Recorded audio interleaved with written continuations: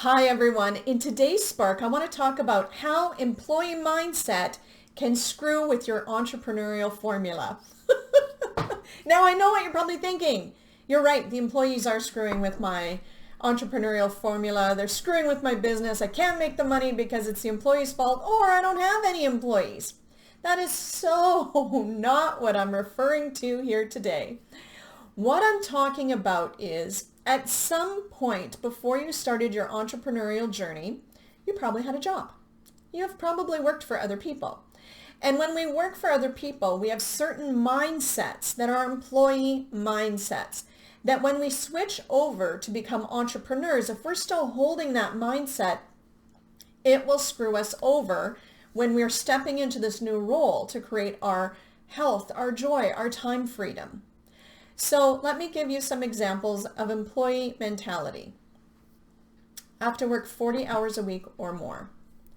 I need to have the exact same income every 2 weeks. It needs to be someone else giving me crap or telling me what to do. I am not accountable for what happens to the business because I'm just an employee. I have a sense of entitlement from the business and what it owes me because I'm an employee. So the business should be providing me with this. Now, you might be saying yes or no to these, but what I would do is I would recommend using that clearing statement on all of them. So everywhere I have to work 40 hours a week or more, I untangle, unwind, destory, delete, dissipate, and release.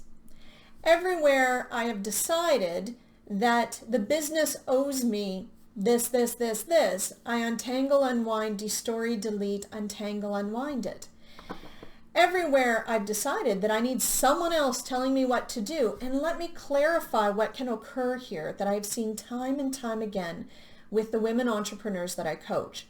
They will either let the staff tell them what to do, they will have their spouse or partner tell them what to do, their friends, their parents, and they never make their own entrepreneurial choice. So it's a struggle. So everywhere you're doing that or have done that, will you destory, delete, untangle, unwind, dissipate, and release it?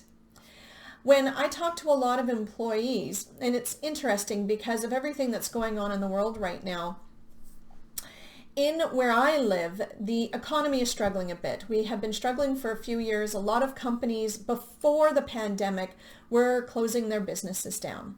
And so a lot of companies are really working at keeping as many employees employed as possible.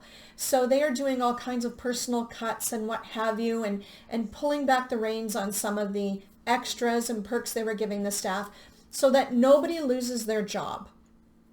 And right now it's blowing my mind, which is the cause of this call in some ways, when people said, because of social distancing, we really can't have a Christmas party.